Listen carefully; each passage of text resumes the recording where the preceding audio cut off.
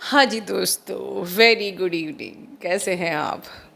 आज मुझे मन कर रहा है आपके डीएम महाशय की एनर्जी आप लोगों से शेयर करने का, क्योंकि जो मुझे पिक होती है मुझे ज़रूरी है आपको डिलीवर करना, क्योंकि मुझे काफ़ी ज़्यादा स्ट्रेसफुल एनर्जी रिसीव हो रही है।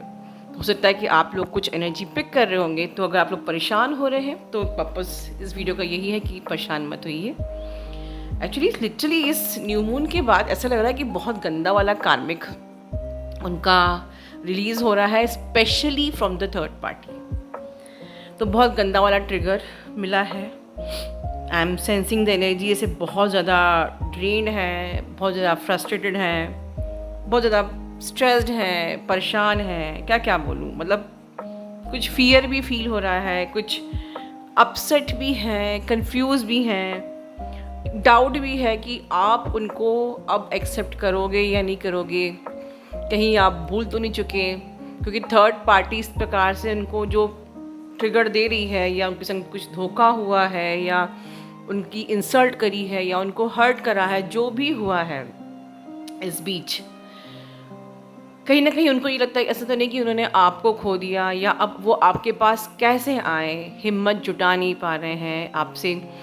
आप लोग नोट करिए, अक्सर ऐसा होता है कि बहुत टाइम तक हम सेपरेशन में होते हैं, डीएम की बहुत ही ज़्यादा एक नेगेटिव एनर्जी पिक होती है, बट बहुत लंबे टाइम तक जब तक कि हम उनको उनसे कनेक्ट नहीं करते तब तक वो आपसे बात नहीं करते, वो खुद से स्टैंड ले ही नहीं पाते। और जब आप उनसे बात करते हो, सिंपल से भी जस्ट हाय हेलो करते हो, एकदम से वो बिल्कुल मिलना चाहते हो, तो एकदम से मिलने की इच्छा कैसे हो जाती है। जैसे ही आपने कई साल के बाद, 6 महीने के बाद, 8 महीने के बाद, साल भर का एक कॉल किया जस्ट हाय हेलो जाने के लिए, और वो ऐसे बिहेव करते हैं जैसे चलो आप प्लस मीट मिलना चाहिए, क्योंकि वो स्टैंड नहीं ले पाते हैं।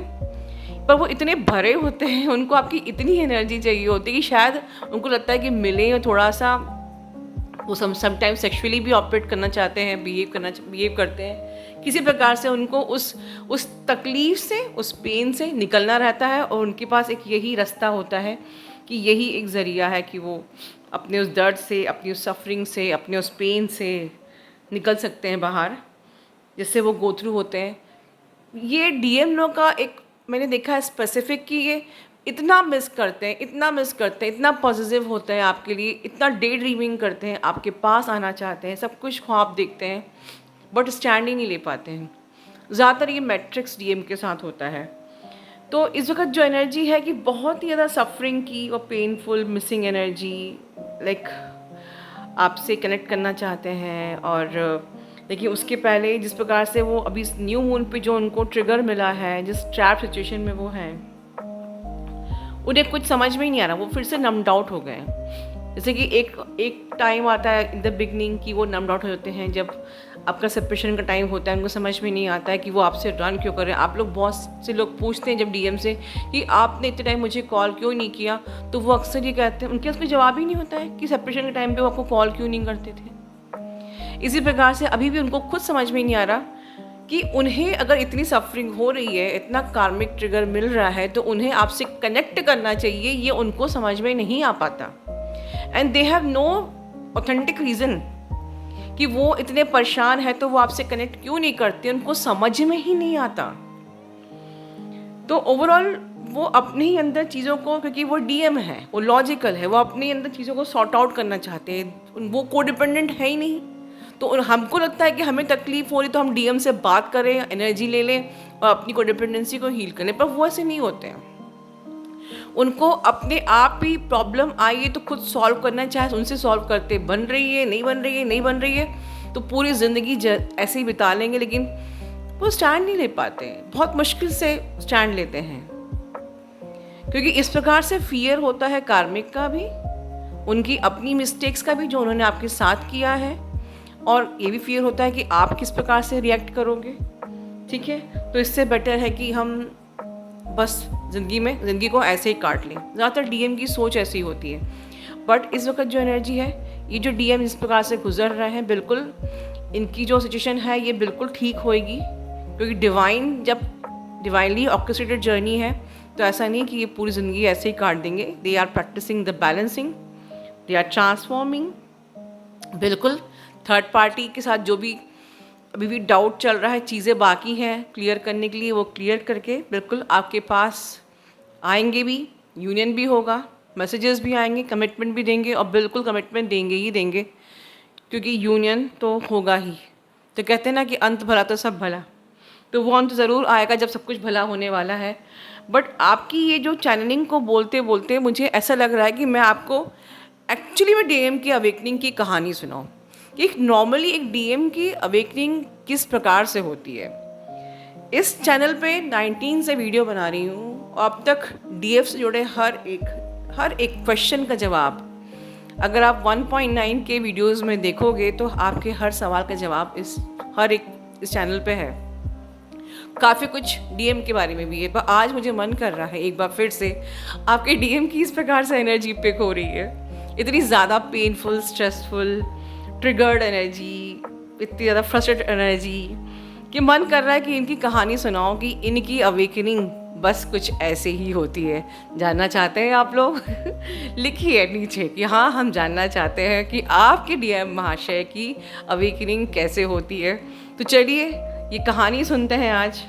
जब आप लोग अपने ट्विन फ्लेम से मिलते हैं, ठीक है, इन द बिगनिंग आपको सबको पता है कि बबल फ्रीज होता है और डीएफ बहुत ज़्यादा इमोशनल कोडिपेंडेंट होती है, बट इसके अपोजिट में आपके डीएम बड़ी प्रैक्टिकल और बड़े ही लॉजिकल होते हैं। और इसी कारण से, क्योंकि आप बिल्कुल अपोजिट है, वो इमोशन है और वो लॉजिकल है, मतलब आप इमोशनल हैं, वो लॉजिकल हैं, ट्रिगर्स देते हैं, डिवाइनली गाइडेड जो ट्रिगर्स आपको मिलते हैं, आपका सेपरेशन होता है और आप एक यूनियन की जर्नी पे, एक असेंशन जर्नी पे चालू हो जाते हो। फिर सारी डीएफ जो होती हैं वो सिस्टमेटिक इनर वर्क करती हैं और काफ़ी कुछ स्ट्रगल करती है। मैं पता है कि हम ये इनर वर्क कर रहे हैं अपने डीएम को पाने के लिए, अपने असेंशन के लिए और अपने भगवान को पाने के लिए। बीच बीच में आपके डीएम आते भी हैं, ट्रिगर भी करते हैं आपको थोड़ा बहुत, और फिर एक अच्छा खासा आपका सेपरेशन फेज शुरू हो जाता है जिसमें कि आप टोटली आप सरेंडर हो जाते हो डिवाइन को कि अब मुझे अपनी जर्नी पूरी करनी है। और कहीं ना कहीं आप इतना हार्ड वर्क करते हो कि जहाँ शुरू में एक डीएफ बहुत इमोशनल होती थी, अब वो डीएफ धीरे धीरे स्ट्रॉन्ग बनना शुरू हो जाती है, प्रैक्टिकल बनना शुरू हो जाती है। डेफिनेटली एम्पैथेटिक तो रहते ही हैं आप, बट आप मैच्योर होना शुरू हो जाते हो। अब आप डीएम को उतना मिस नहीं करते जितना आप पहले मिस करते थे। बट इसके उल्टा क्या होता है, जैसे जैसे आपका इनर वर्क और आपका हार्ड वर्क बढ़ता जाता है ना, आपके मैस्कुलिन इमोशनल होते जाते हैं। ये बात आप लोग ध्यान से सुनिए, चाहे आप जर्नी पे कितने भी आगे हो गए हो। And that is the reason जो न्यू अवेकनिंग्स है, बहुत मेहनत करिए। This is the reason you have to do hard work, कि जो आपके डीएम आज इतने लॉजिकल है ना, आपको बिल्कुल लिफ्ट भी नहीं दे रहे हैं, आपके मैसेज को सीन भी नहीं कर रहे हैं, आपको उन्होंने अभी हर्ट कर दिया। न्यू अवेकनिंग, जैसे जैसे आप हार्ड वर्क करोगे ना, सिस्टमेटिक इनर वर्क करोगे, आप स्ट्रॉन्ग बनते जाओगे, आपके मैस्कुलिन देखना वो अपोजिट होते जाएंगे, वो इमोशनल होते जाएंगे। ठीक है, ये बात और है कि वो शुरू में दिखाते नहीं है, बट वो इमोशनल होते आते हैं, वो क्योंकि एनर्जी तो स्विच होनी ही है, यू शेयर द सेम चक्रा। कुछ डीएफ लेकिन बाय चांस ऐसा होता है कि अगर आपका बहुत गंदा वाला सेपरेशन हुआ है या बहुत ज़्यादा गंदा वाला ट्रिगर उन्होंने दिया था, डेफिनेटली उतना ही टॉक्सिन्स आपके अंदर रहे होंगे। तो होता ये कि यूनियन पाना ही नहीं चाहती बहुत सी डीएफ। इनर वर्क तो करती है पर उन्हें डर लगता है डीएम से अब बात करने में। उन्हें अब डर लगता है कि यूनियन तो अगर हो गया तो अब फिर से अगर वो बवाल हुआ तो अब मुझे ये दर्द सहने की हिम्मत नहीं। ये हो जाती है आपके अंदर की एक्सटेंडेड मैस्कुलिन एनर्जी कि आप रन करने लग जाते हो। ठीक है, बहुत सी डीएफ इतनी मेहनत करती है यूनियन के लिए, और जब यूनियन करीब आता है तो डरती भी है कि यार मैं अब यूनियन नहीं भी होगा चलेगा, मैं अच्छी ग्रोथ कर रही हूँ, मैंने अपनी ग्रोथ कर ली, मैं बहुत स्ट्रांग हो गई हूँ, मैं पर अब अगर फिर से पंगा हुआ ना तो मैं तो नहीं सहन कर पाऊँगी। ठीक है ना, वो दर्द फिर से सहन नहीं कर पाऊँगी। तो ये आपकी जर्नी पूरी नहीं हुई है, आपकी मैस्कुलिन एनर्जी को भी अभी बैलेंस होना ज़रूरी है। ठीक है, इसी बीच में जब आप इनर वर्क करते हो तो जैसे कि आपके मैस्कुलिन इमोशनल होते जाते हैं, वो इमोशनल से और लो एनर्जी में जाते जाते हैं। ये बात ध्यान से सुनिए, क्योंकि अब यहाँ से उनकी कहानी शुरू होती है। ठीक है, जब कभी ज़िंदगी में आपने उनसे कहा होगा कि यार do you know about the twin flames, उन्होंने विश्वास ही नहीं किया होगा। उन्होंने कहा तुम्हें कभी नंबर साइंस दिखते हैं? उन्होंने यकीन ही नहीं किया ये सब क्या होता है, नंबर साइंस सिंगुलरिटी। लेकिन जब उनकी जर्नी अभी, जब आप हार्ड वर्क करते हो, सिस्टमेटिक इनर वर्क करते हो, आप स्ट्रांग बनते हो, वो इमोशन होते जाते हैं और उनकी ज़िंदगी झंड होती जाती है, उनको इस सब चीज़ पे यकीन आने लगता है कि yes there is something, there is some connection. उन्हें वो साइंस भी दिखते हैं, वो नंबर्स भी दिखते हैं, जैसे डीएफ को दिखते थे, जिस पे वो पहले यकीन नहीं करते थे, विश्वास नहीं करते थे। और फिर क्या होता है, जब ये साइन दिखना शुरू होते हैं, आपके डीएम का जो अभी फेज़ चल रहा है, मैंने बताया है ऊपर वीडियो में, आपको खोने का डर एक प्रकार से चालू हो जाता है, ठीक है। वो हर प्रकार से, लेकिन प्रॉब्लम ये होती है कि वो जितने इमोशनल आपके लिए होते हैं उस वक्त उनका फ़ियर उतना ही ज़्यादा रहता है कि मुझे मेरी डीएफ की याद तो आ रही, बट क्या मैं फैमिली के बीच और अपनी डीएफ के बीच स्टैंड ले पाऊँगा? फैमिली और डीएफ में से किसको चूज़ करूँ? फ़ियर तो रहता ही, क्योंकि अभी आपने भी इनर वर्क पूरा नहीं किया है, तो फ़ियर तो रहता है। और फ़ियर भी रहता है और रिस्पॉन्सिबिलिटी भी रहती है कि नहीं यार, याद तो डीएफ की आ रही है, but I have my responsibility with my family, I have responsibility with my wife, my husband, या थर्ड पार्टी है तो मैं उसको अब कमिटमेंट दे चुका हूँ, कैसे छोड़ूँ, एट्सेट्रा एट्सेट्रा। मतलब अभी भी आप बीच की जर्नी में हो, अभी वो भी बीच पे लटके हुए हैं। जब डीएफ टोटली डिटैचमेंट में जाती है और जब उनको बिल्कुल भी एनर्जी नहीं देती है, ठीक है। अगर आप बीच में एनर्जी देने लग जाते हो तो फिर वो मैनेज कर लेते हैं कि चलो ठीक है, डीएफ भी मिल रही है और थर्ड पार्टी भी चल रही है। बट जब आपकी एनर्जी बिल्कुल नहीं मिलती है तो अब उनके लिए ये मैनेज करना बहुत मुश्किल हो जाता है।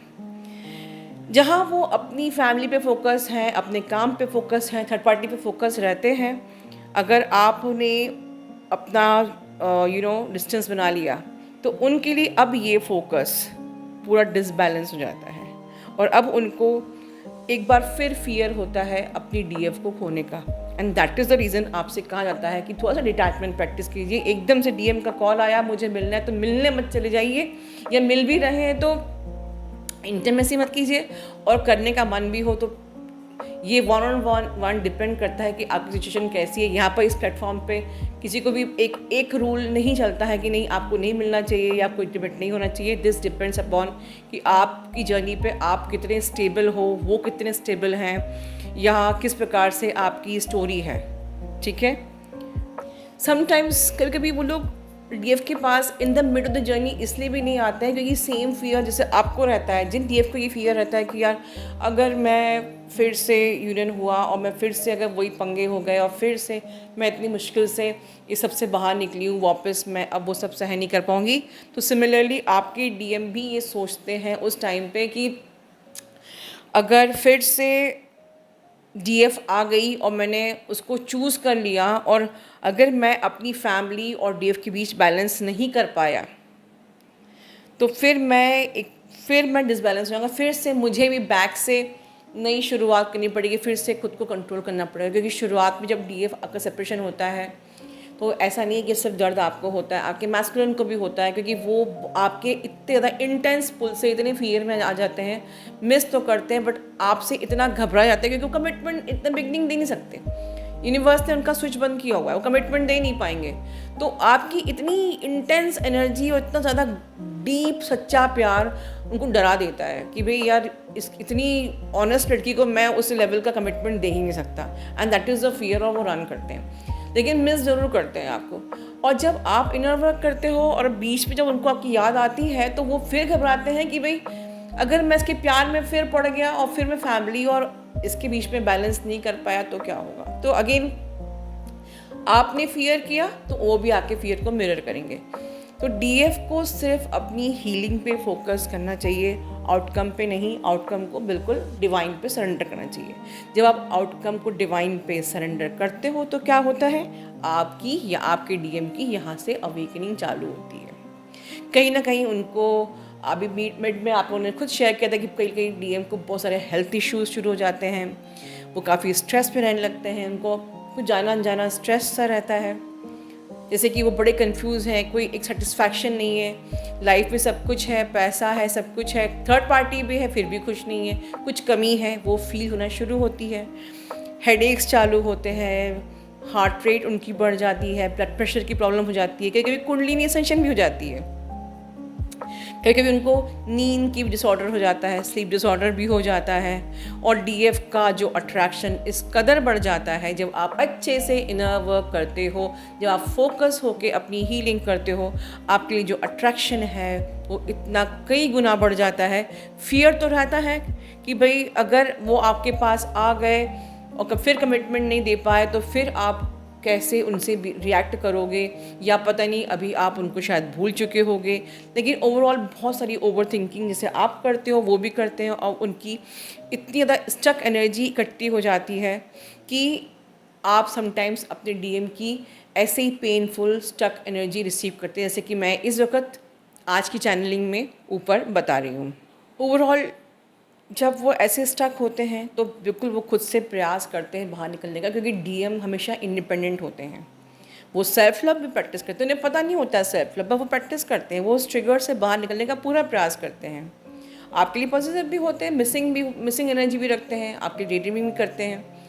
और बट इस वक्त इनकी हम कह सकते हैं कि रीबर्थ प्रोसेस शुरू होती है, dark night of the soul awakening trigger होती है। बट इस टाइम पे ऐसा नहीं है कि आप कनेक्टेड नहीं हो तो उनकी अवेकनिंग पूरी नहीं होगी, डिवाइन गाइडेंस बिल्कुल मिलता है। और कुछ इस तरीके से मिलता है कि जो थर्ड पार्टी होती है वो उनको इस कदर ट्रिगर करना शुरू कर देती है, इस कदर ट्रिगर क्या कह लो कि आपको आपकी तरफ पुश करना शुरू कर देती है। उनको लगता है कि अब थर्ड पार्टी में सब कुछ ख़त्म, और यही ये एनर्जी है।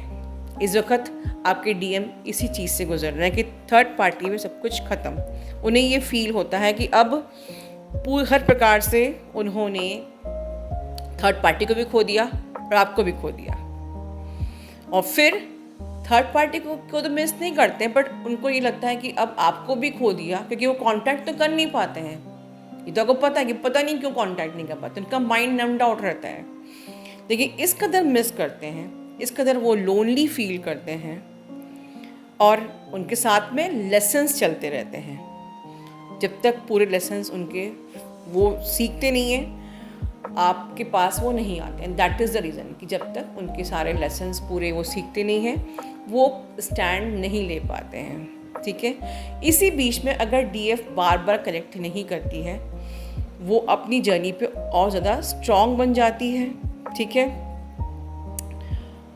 और जितना ज़्यादा डीएफ स्ट्रॉन्ग होती जाती है, जितनी ज़्यादा डीएफ मैच्योर बिहेव होती जाती है, जो कि आपका साइड है कि आपकी ऊर्जा थर्ड आई तक पहुंच गई या आपका क्राउन चक्रा एक्टिवेशन हो गया, जब आप ये सब इतने ऊपर पहुंच जाते हो एटलीस्ट थर्ड आई तक, तब उनकी हालत क्या होती है, जो कि इस वक्त वही ऊर्जा चल रही है। तो मैं आपको इस कहानी के रूप में इस चैनलिंग को समझा रही हूँ, जिससे कि आपको बहुत बारीकी से उनके साथ क्या बीत रही है समझ में आए। तो इस वक्त जब आप बिल्कुल स्ट्रॉन्ग, पावरफुल, बैलेंस्ड हो गए हो, they are feeling like they lost everything, उन्होंने आपको खो दिया है।